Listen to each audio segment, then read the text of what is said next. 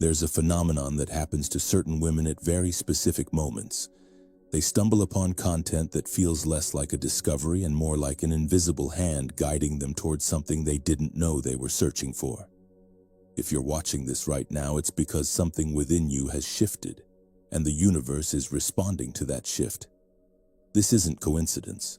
Carl Jung called it synchronicity, a concept that goes far beyond mere chance. It's the orchestration of meaningful encounters by forces operating beneath conscious awareness, connecting inner transformation with outer reality in ways that defy logical explanation. What you're about to hear will illuminate why only some women receive this recognition at this exact point in their lives. This video will reveal the psychological and energetic thresholds you're crossing, the invisible architecture of transformation that Jung spent his life mapping, and why the most powerful phase of feminine existence often begins in silence, confusion, and a strange sense of being chosen by something larger than individual will. By the end, you'll understand not just what's happening to you, but why it had to happen exactly this way, at exactly this time. There's a liminal space between who you were and who you're becoming. Jung understood this threshold as a psychological portal where the old personality structure must disintegrate before something new can emerge. You might feel it as a physical sensation, a tightness in your chest when you try to perform roles that once felt natural, or an exhaustion that sleep can't cure. Your body knows before your mind does. It senses the incongruence between the mask you wear and the truth stirring beneath it.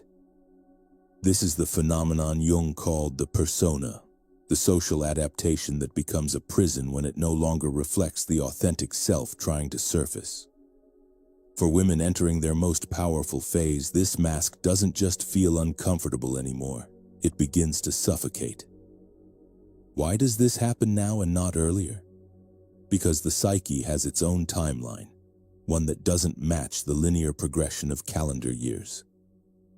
The self, that central organizing principle Jung identified as the totality of conscious and unconscious aspects of personality, matures according to internal readiness rather than external age.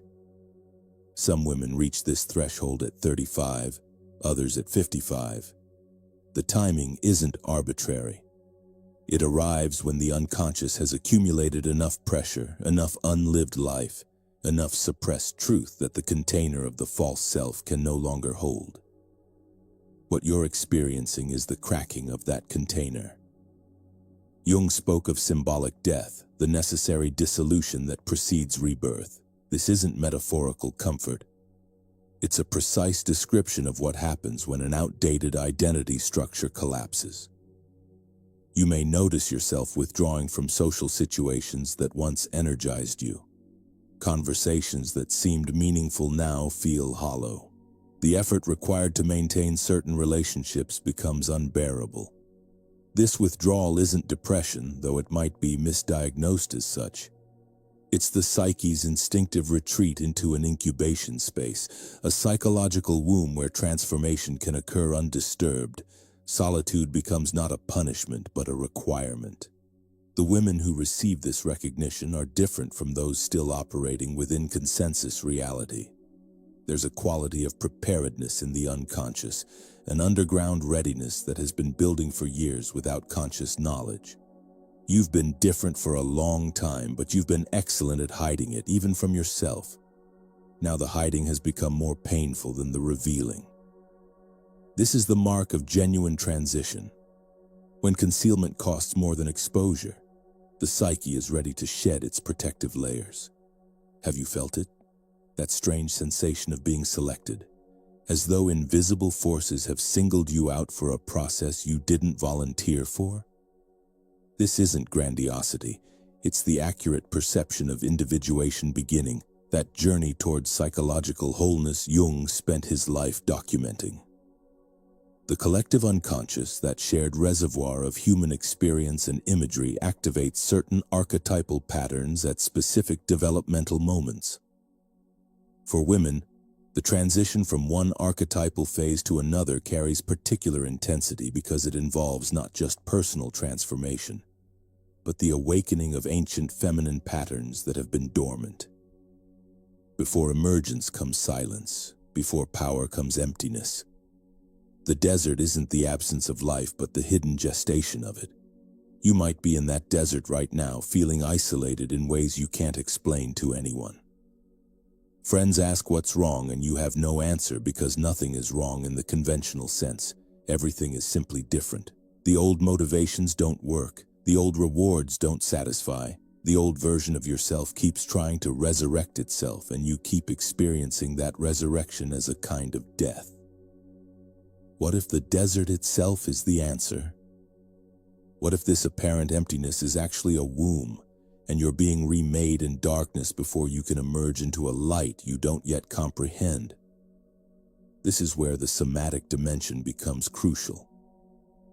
Jung recognized that the body carries knowledge the conscious mind hasn't accessed yet. Women in this transition often experience inexplicable fatigue, hormonal disruption, sleep disturbances, or a heaviness that no medical test can explain.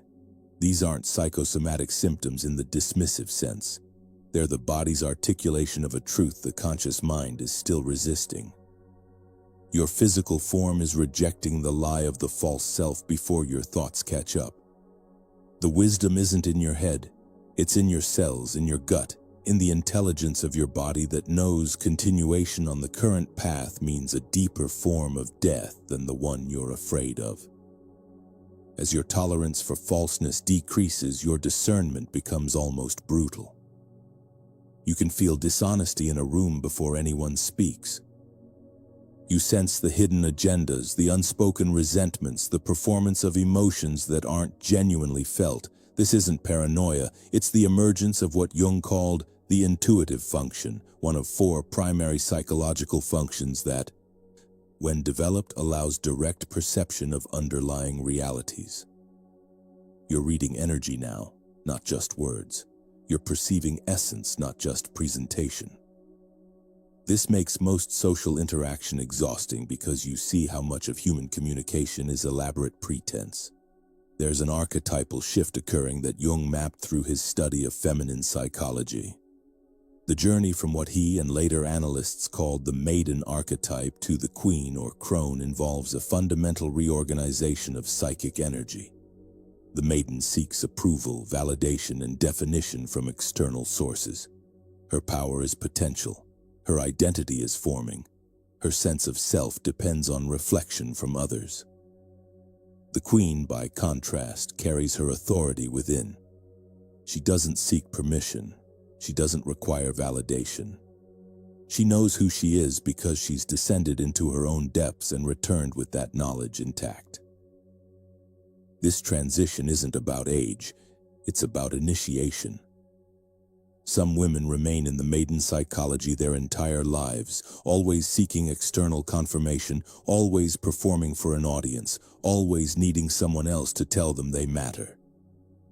Others undergo the initiatory descent earlier, forced by circumstance or called by something within them that refuses to remain dormant. If you're watching this, you're in that descent right now. The ground beneath your old identity has opened, and you're falling through layers of yourself you didn't know existed. This falling feels like dying because, in a sense, it is. The woman you were is dying so the woman you actually are can finally live. The collective unconscious, that vast reservoir of inherited psychic content Jung spent his life exploring, contains the memories and patterns of all women who came before you. As you individuate, as you move toward wholeness, you begin to access this deeper stratum of experience. You might feel the presence of ancestors you never knew. Grandmothers, great-grandmothers, women whose names were forgotten but whose essence remains. They're not ghosts in the supernatural sense. They're psychological realities, patterns of feminine experience encoded in the unconscious that activate during profound transitions. Your transformation isn't just personal, it's generational. Every step you take toward authentic selfhood heals something in the lineage forwards and backwards through time. This is the concept of transgenerational healing that emerges from Jungian thought. The wounds and complexes aren't just yours, they're inherited, passed down through family lines, encoded in patterns of relationship, expectation, and suppressed emotion. When you break a pattern, when you refuse to carry forward a dysfunction, when you choose consciousness over repetition, you're liberating not just yourself, but the entire chain of women connected to you through blood and archetype. Your mother's unlived life, your grandmother's suppressed rage, your great-grandmother's silent resignation, all of it can begin to resolve through your willingness to live differently. This is why the process feels so significant, because it is. But integration requires something many women have been taught to reject. It requires embracing the shadow, that Jungian concept referring to all the aspects of ourselves we've deemed unacceptable and pushed into the unconscious. For women especially, the shadow often contains the very qualities that would make them powerful. Anger, ambition, sexual desire unlinked from relationship, selfishness not as pathology but as healthy self-interest, the capacity to say no without guilt, the ability to prioritize yourself without apology. These aren't character flaws, they're rejected powers banished to the unconscious because they threatened your acceptability, your lovability, your safety in a world that prefers women diminished. The woman entering her power stops hiding these aspects. She integrates them, brings them into consciousness, allows them to inform her choices and shape her presence. This is why powerful women frighten people. Not because they're aggressive or domineering, but because they're whole. They've retrieved the parts of themselves that were exiled, and they move through the world with an authenticity that challenges everyone still performing their acceptable personas. You become a mirror, and mirrors are uncomfortable for people still avoiding their own reflection. One of the most significant deaths in this process is the death of the need for external validation, particularly masculine validation. Jung spoke of the father complex, the psychological patterns formed in relationship to paternal authority that, for many women, become internalized as a constant seeking of male approval. When this complex begins to dissolve, when the father's voice in your head loses its power, when you realize you've been performing for an audience of internalized masculine judgment your entire life, something fundamental shifts. The opinions of men individually and collectively stop mattering in the way they once did. This doesn't mean hatred or rejection. It means indifference, which is actually more radical. The freedom that comes with this shift is terrifying at first. If you're not performing for approval, who are you? If you're not shaping yourself to be loved, what shape do you take?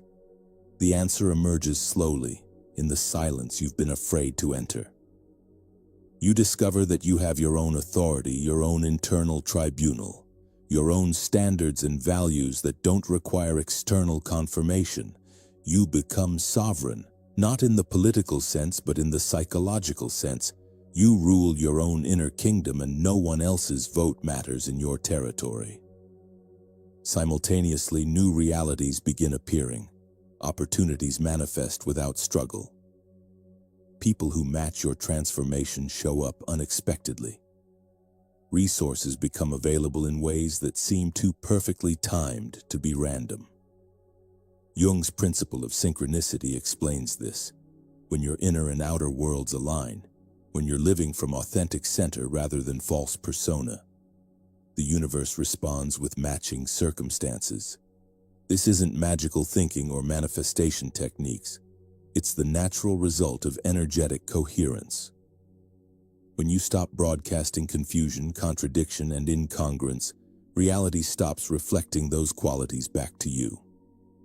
Sexual energy transforms as well, though not in the way conventional thinking suggests. This isn't about seduction or attractiveness in performative terms. It's about the return of erotic power as creative life force, the principle ancient traditions understood and that Jung explored through his study of Eastern philosophy and alchemy. Sexuality in this deeper sense isn't separate from spirituality or creativity. It's the same energy, the generative force that creates reality itself. When a woman reclaims this power not as a tool to attract or please, but as her own divine birthright, she becomes genuinely magnetic. Not because she's trying to attract anything, but because she embodies creative potency itself. This is the difference between performing sexuality and being sexual, between using erotic energy and being erotic energy. The test that determines whether this transformation is genuine comes in the form of profound solitude. Not the social solitude of having no friends, but the existential solitude of being fundamentally alone with yourself in a way you've never been before. The peak of feminine power paradoxically happens without witnesses. No one sees the moment of internal coronation. No one applauds when you finally recognize yourself. No one validates the shift from seeking to being. Jung understood that true individuation is a lonely process because it moves beyond collective values and social confirmation into territory that's uniquely yours. The woman who has completed this journey doesn't need to be seen to know she exists. Her sense of self is no longer dependent on external reflection. This is where the final temptation appears. The old life calls you back. It offers comfort, familiarity, the ease of known patterns. Everyone would be happier if you just went back to the way you were. The pressure to regress can be enormous, especially from people who benefited from your smaller self. They call it concern, but it's really fear of their own transformation that your evolution demands. The question becomes, can you stay true to what you've discovered, or will you sacrifice it for the approval of others? This is the ultimate test of sovereignty. The choice to continue forward even when backward would be easier. How do you know if what you're feeling is genuine intuition or just fear dressed up as prudence? Jung would say to examine the quality of the energy.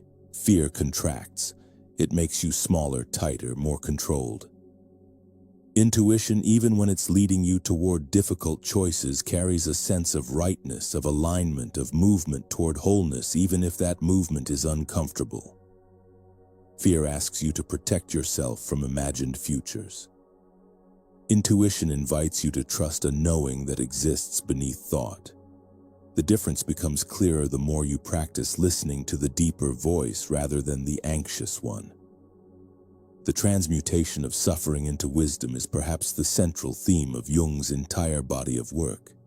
He called it the opus, the great work of transforming base material into gold, understanding this as a psychological process rather than literal alchemy. Every painful experience, every betrayal, every loss, every moment of confusion and darkness contains within it the potential for consciousness. Not automatically. Only if you're willing to sit with it, examine it, understand its archetypal dimensions, and extract its meaning. Women who enter their power don't avoid suffering or pretend it didn't happen. They metabolize it. They transform it from trauma into teaching, from wound into wisdom. This is why they carry such depth. They've been to the underworld and returned with knowledge. The final recognition is perhaps the most liberating and the most sobering. You didn't enter into power. You were always power. The individuation process Jung mapped doesn't create something new. It reveals what was always there, buried under layers of conditioning, fear, adaptation, and false identity. The essence was never absent. It was hidden, suppressed, forgotten, but never gone. What's happening now is remembering, not becoming. You're not achieving some new state. You're returning to original nature, to the irreducible core of who you are beneath every story you've told and every role you've performed. This is the meaning of the journey home that appears in mythology across cultures. The return isn't to a place, it's to yourself. The peace that comes with this recognition is different from any happiness you've previously known. It's not dependent on circumstances. It doesn't fluctuate with external validation. It exists prior to events, beneath emotions, beyond the ups and downs of life. Jung identified this as the experience of the self, the deeper organizing center that remains constant regardless of the ego's experiences. When you touch this ground, when you know yourself at this level, everything changes while nothing changes. You still have challenges, losses, difficulties. But you have a foundation that can't be shaken because it's not constructed. It simply is, and you've finally recognized it. This video found you not as a call to action, but as a confirmation of what's already occurring. The universe doesn't convince, it reflects. If this content resonates, it's because you're already on the path, already in the transition, already being remade by forces you only partially understand. What matters now is whether you'll trust the process or resist it, whether you'll allow the dissolution of the false self or try to preserve it, whether you'll step into the power that's rising within you or retreat into the safety of who you used to be. There's a responsibility that comes with awakening. You become, whether you intend to or not, a presence that catalyzes change in others. Your simple existence, your refusal to pretend, your commitment to authenticity disturbs the carefully maintained illusions of everyone around you. People who are still identified with their personas will find you uncomfortable, not because you're doing anything to them, but because your integration mirrors back their fragmentation. You become a living question. If she can stop performing, why can't I? This is the burden of consciousness. You can't unknow what you know, and your knowing affects the field around you in ways both visible and invisible. The loneliness intensifies at this stage, and it's important to understand that this is not a problem to be solved, but a feature of the terrain.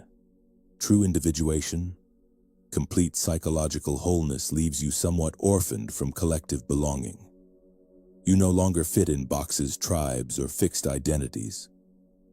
You can move through different worlds relating to various types of people, but you're not fully of any group. Jung described this as the loneliness of the individuated self, the price of consciousness. Not everyone reaches this point, and those who do discover that they have fewer companions at this altitude. The air is thinner here, not everyone can breathe it. But there's also a freedom in this orphaning. You're released from the need to belong in ways that require self-betrayal. You can stand alone without feeling incomplete. Your sense of identity doesn't depend on group membership, relationship status, or social position. You exist as yourself, by yourself, for yourself, and paradoxically, this self-sufficiency makes you more available for genuine connection, not less. When you don't need others to complete you, you can meet them freely, without the agenda of getting something to fill your lack. True relationship becomes possible only when you're already whole. The legacy you leave isn't in what you accomplish or create in conventional terms. It's in the energetic imprint of your journey toward wholeness.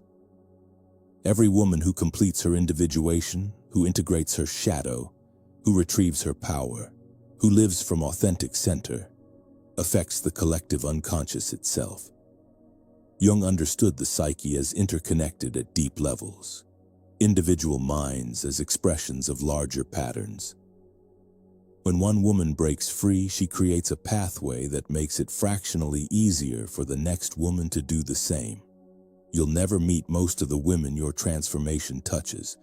They might live in different countries, different generations, different circumstances entirely. But the work you do in your own depths sends ripples through the collective waters all women swim in. This is why your transformation doesn't require an audience, a platform, or recognition. The work is the work regardless of who sees it. Your integrity, your wholeness, your refusal to betray yourself, these are contributions to the collective healing of feminine consciousness itself. You're not just saving yourself, you're participating in something much larger. An evolutionary movement toward greater consciousness that's been unfolding for millennia and will continue long after you're gone. Your individual life is your contribution to this larger pattern, and the quality of that contribution depends entirely on how faithful you remain to your own truth. If this video touched something true in you, if it named experiences you thought were uniquely yours, If it helped you understand that what feels like personal crisis is actually archetypal transformation, then share it with another woman who might be standing where you are. Subscribe to this channel because the exploration of feminine consciousness, Jungian depth psychology, and the journey toward wholeness is what we're dedicated to here. Leave a comment sharing where you are in your own process, not for my benefit, but for the woman who will read it 6 months from now and realize she's not losing her mind, she's finding her soul. Your words might be the confirmation she needs to keep walking forward when everything in her wants to turn back. This is how we hold each other through the dissolution. This is how the transformation becomes bearable. Not by making it easy, but by making it shared. You are not broken. You are not failing. You are not lost. You are in the most powerful phase of your existence, the one where everything false dies so everything true can finally breathe. Trust the process. Trust the dissolution. Trust the empty space that terrifies you because it's actually full of becoming. The woman you're meant to be is already here, waiting beneath the rubble of who you thought you had to be. Welcome her, honor her, and most importantly, become her.